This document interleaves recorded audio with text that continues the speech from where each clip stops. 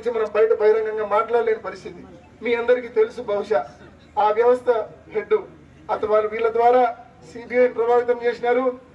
మరి 2.5 సంవత్సరాల తర్వాత వాచ్మెన్ రంగన్న 2.5 సంవత్సరాలు ఏమీ మాట్లాడకపోవడము, లై డిటెక్టర్ చేసినా కూడా ఏమీ చెప్పకపోవడము, 2.5 సంవత్సరాల తర్వాత వీళ్ళ దగ్గరకు వచ్చి ఈ నలుగురు చేసినారని పేర్లు చెప్పడము.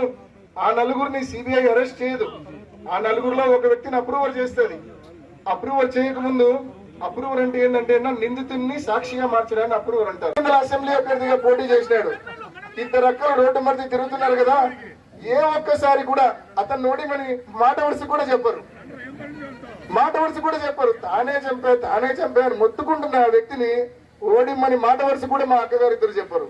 నా మీద ఎందుకు మరి ఏడుస్తారో నిజంగా వాళ్లకు, ఆ దేవుడికి, ఆ చంద్రబాబు నాయుడు గారికి వీళ్ళకే తెలియాల. కసిపూసి వదిలేసినారు నన్ను. నేను చెప్తా ఉన్నా ఈ 3 ఏళ్లుగా నాన్నను ఇదే తప్పుడు వాంగ్మూలాలు, ఇదే తప్పుడు అప్రూవర్ సాక్ష్యాలు వీటిని పెట్టి నాన్నను దాదాపు 385 రోజులు నాన్నను జైల్లో పెట్టారు. దేవుడి దయ వల్ల మీ అందరి ఆశీస్సుల వల్ల ఇటీవల ఆయనకు బెయిల్ వచ్చి కండిషనల్ బెయిల్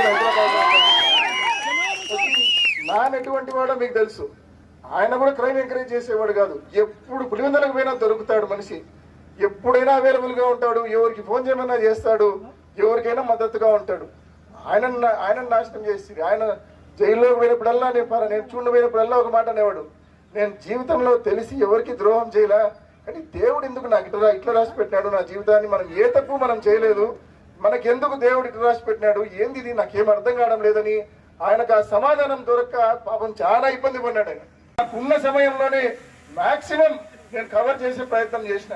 మీ అందరికి గుర్తుంటుంది, కార్యకర్తకు జగనన్న భరోసా అనే ప్రోగ్రాం సిబిఆర్ డ్యామ్ దగ్గర పెట్టినాం. మనం ఉదయం 5:30కు మొదలు పెట్టినాం, రాత్రి 10:30 వరకు నేను నిలబడుకోండి మీ అందరూ. దేవుడు మనం తప్పు చేయకుంటే మనతో ఎప్పుడు ఉంటాడు.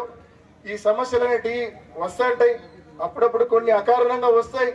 వచ్చినప్పుడు కూడా దేవుడి సమస్యల్లో మనతో తోడుగా ఉంటాడని కూడా నేను నమ్ముతున్న కారణం ఒకటి ఎవరెన్ని విమర్శలు చేసినా, ఎవరెన్ని మాటలన్నా కూడా తప్పకుండా గట్టిగా నిలబడతాం, గట్టిగా నిలబడి తీరుతాం. రాబోయే రోజుల్లో కూడా ఎదిరిస్తా, ఎవరినైనా ఎదుర్కొంటా.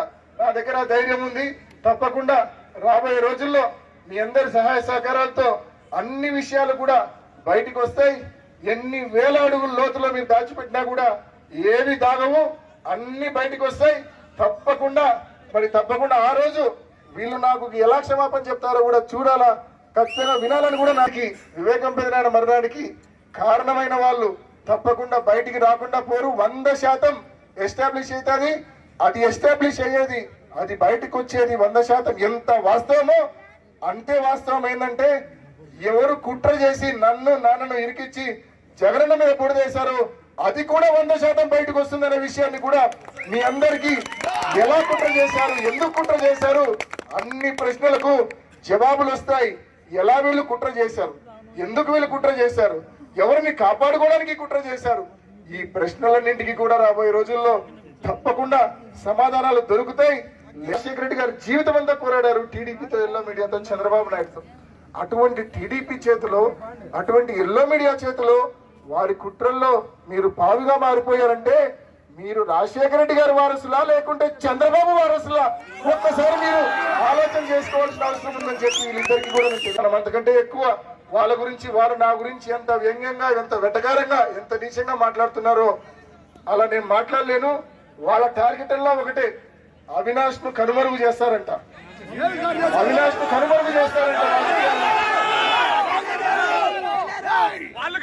మీరు గుర్ర నిండా చెంత పెట్టుకొని, గుర్ర నిండా కుట్రలు పెట్టుకొని నన్ను కనుమరుగు చేయాలనుకుంటే దేవుడు ఒప్పుకుంటాడా? ప్రజలు ఒప్పుకుంటారా? తప్పుడు వ్యక్తుల చేతుల్లోకి పోయి వీళ్ళు చేసే తప్పుడు పనులను ఏ ఒక్కరు సమర్థించారనే విషయాన్ని కూడా పేరున ప్రతి ఒక్కరికి తెలియజే. మా అక్కగారితో వీళ్ళందరితో పోరాడేందుకు తప్పకుండా శక్తిని మీరే ఇస్తారని చెప్పి కూడా పేరున మిమ్మల్ని అందరినీ మనవి చేసుకుంటూ, స్పష్టంగా చంద్రబాబు నాయుడు కాంగ్రెస్ పార్టీకి పెట్టిన టార్గెట్